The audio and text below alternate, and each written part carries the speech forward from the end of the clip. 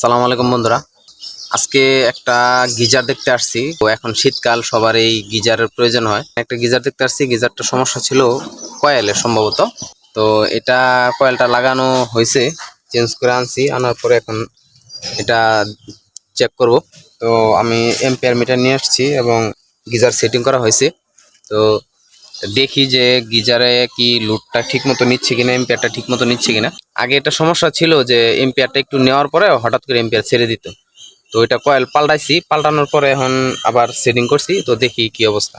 দেখতে পাচ্ছেন প্রায় 5.5 এম্পিয়ার লোড নিচ্ছে। সুইচ দিছিলাম তখন 6 এম্পিয়ারের মতো লোড নেওয়া ছিল, এখন 5.5 একটু উপরে দেখাচ্ছে।